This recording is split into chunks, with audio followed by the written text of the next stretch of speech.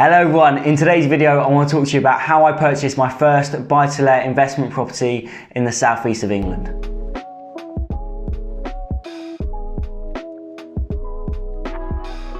So in today's video I'm going to break it down into 4 steps. The first one being why I decided to invest in property in the UK.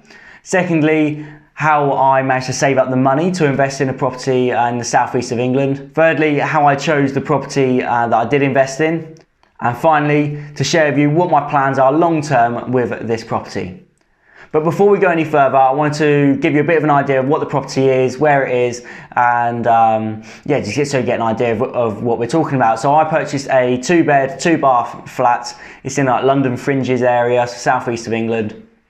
And it's a nice neighbourhood area. It's actually a reasonably newly built flat, so it's got a 995-year lease. We purchased it, it's 5 years old, and bought it for £250,000, and that's actually what it sold for when it was a newly built apartment. It's got a nice school near it, it's in a good neighbourhood, it's got nice walks and stuff as well. So, for me as well, as a busy business owner, it worked quite nicely because it is just down the road, it's like 10 minutes away from where I live, and it just works really nicely for what I needed in my life at the time. So why did I want to get involved in investing? Why did I not just put my money into buying a nicer house or a nicer car or some watches? And the first reason for that is because I read the book Rich Dad, Poor Dad. And after reading that book, you realise how important it is to build up assets for yourself and not just to spend money on liabilities. So my long-term goal is to have assets that pay me on almost like a passive income, and they will pay me every month that I'll be able to spend that money on my nice cars and houses and whatever it is. So that's the main reason I read that book, and it's just changed my mindset on money and investing. And I don't think I'll ever go back to the idea of just getting money in and buying other things which aren't going to bring me cash. So that was the main thing. Second, really, I know I want to create a passive income for myself. Passive income is just when you can work and grind and earn good money even when you are working hard. I'd rather earn like £1 for doing nothing than earn £10 for working hard. And on a massive scale, that's where I want to move. That's what I want to move towards. So I wanted to create passive income for myself, and as well as that, I'd already sort of actually buying a property investment was quite a big step for me, but it wasn't like it was just going from nothing into buying a flat in the southeast. It was little baby steps towards that. I had played around with different like crowdfunding sites where I was gaining maybe a 10% interest on the money that I was putting into these crowdfunding places. So I was already sort of getting used to giving someone or putting money away and that then bringing in a percentage every month. So I was getting used to that, but on a smaller scale. And then finally, I wanted to learn new skills. I love my business. I'm in the sports coaching industry, so I love sports coaching. I love the business, but it was never going to give me certain skills that going into property investing is going to give me. So I wanted to learn new skills and constantly trying to better myself and develop, make mistakes along the way, and learn from them as well. So that's why I wanted to get involved in property investing. So next I want to talk about how I managed to save the money up. I needed a £70,000 deposit, and by no means did someone just give me £70,000. So I did have to, the main way I managed to save up that money was just by working extremely hard. For 7 years I've worked on Sundays, maybe had a few Sundays off, but every Sunday I've been coaching. Most weekends I'm working on my business. I'm constantly working and trying to bring in income. Now I don't try and put all of my time into literally doing the hours that bring in the money. A lot of it comes into developing my business and making sure that we we're a good management team, and people like to work for us so that things move in the right direction. But actually just working incredibly hard, like 12, 14-hour days, for years, has obviously has been able to generate good money for us. As well as that, another way that I managed to save money was in being able to live below my means. I mean, over the last few years, I easily could have had a bigger house, or I could have had a nicer car or whatever, and I haven't done that. Like I said earlier, in Rich Dad Poor Dad, I don't feel like I'm in the right to buy a nice car or whatever if I haven't got assets that are paying for that. So if it's just from earned money, I don't want to touch it. So, living below my means and really trying to just not like splash out on unnecessary things. But at the same time, if I just sort of live with that attitude, like if I want to go out for a drink, or if I want to go out for a meal or whatever, like nothing like that would ever put me off. There's a reason I'm working hard is to have that nice lifestyle, but it's like not taking that to the extreme, and not literally living to the really stretching myself financially is not something that I needed to do. So instead of doing that, I would be able to save up cash every month, which I would then go on to invest. So which is the next bit, is actually about investing, and having money saved up in the bank and it just building up. Say you get 10 grand or 15 grand in the bank. It's not about then just keeping it there. Something that helped me is just over the last 2 years, just investing it in these little peer-to-peer lending platforms and stuff. And over the last 2 years, I've managed to generate £5,000 or £6,000 just in passive income through investing. So that helped build up that cash deposit as well. And as well as that, before reading that, well, it's actually after reading Rich Dad Poor Dad, I still went out and bought a nice it's 2 or 3 years old car that was worth £25,000, and I bought it cash at the time, and it was the most ridiculous, stupid thing I'd done after reading that book. But I guess it's just that reminder that just because you read a book doesn't mean that you've learnt it and you take it into your day-to-day life.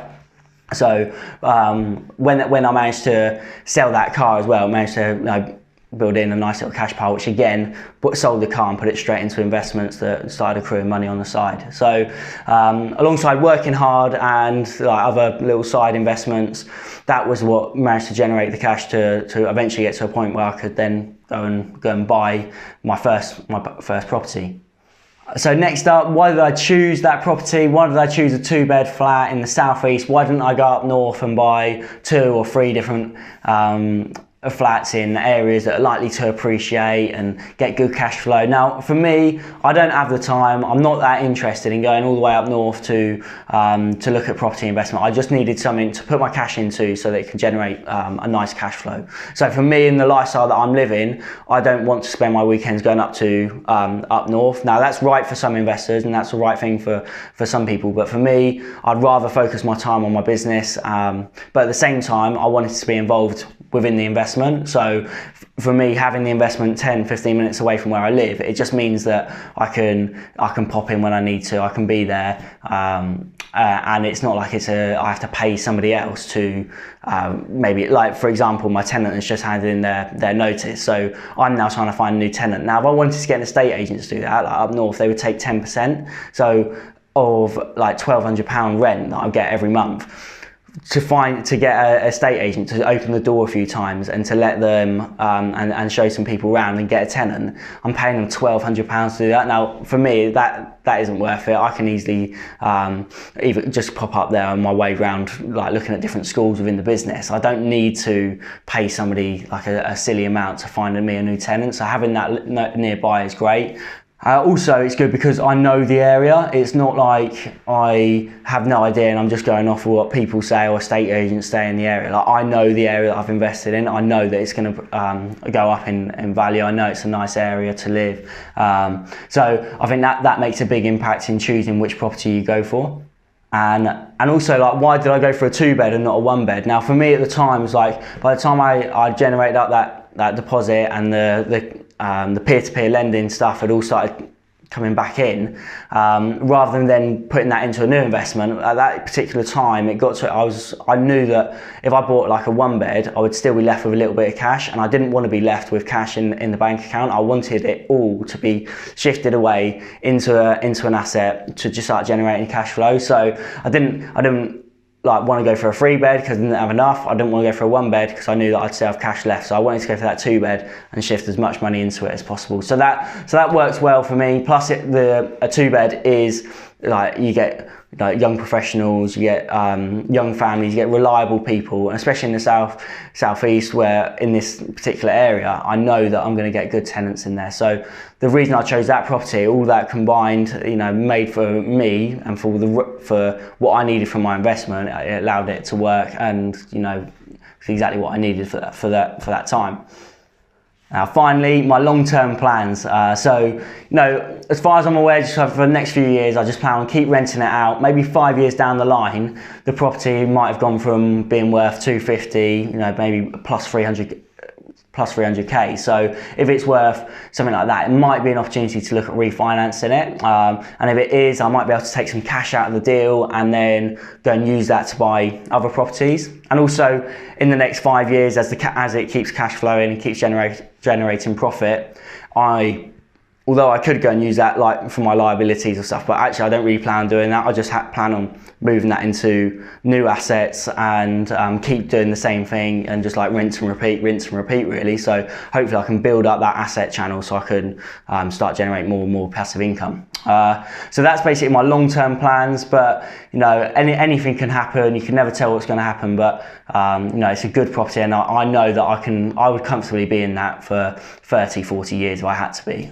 So whether that's what I want to do, I don't really know yet, but I'm new into the game. But I thought it'd be a good opportunity for me to put a little video out there for you guys to see, you know, what it's like and how you can realistically go and get into the property game. And like I say, it really wasn't easy. Like, I've absolutely grafted, but reading certain books and watching particular like content on YouTube and whatever, it really makes you realize, okay, this is what I need to do, or this is what is right for me. It might not be right for everyone, it depends on your situation, but yeah, for me it just worked so well. So and I'm now seeing the rewards from that investment. Had I just put that money into nice cars or you know, living in a nicer house, so I know that it would have just been costing me money, more and more money every month. But instead I've put that money into an asset, and now I get my work. I obviously generate money from the work that I do, but also from passive income. It's like you almost forget that it's there, and it just comes into your bank account every month, which is a nice little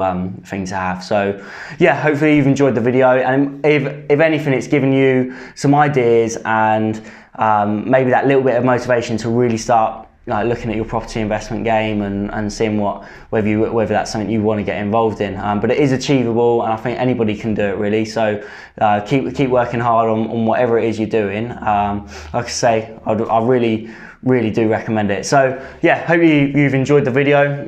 If you have, please drop us a like and subscription. I'm still new into the YouTube game, so literally if you've made it to this point, there's no reason why you can't subscribe. Hopefully you already got some sort of value or content from it. So yeah, give us a like, comment, subscribe, and you know, keep sharing it. It'd be great. Thank you very much, and I'll see you in the next video.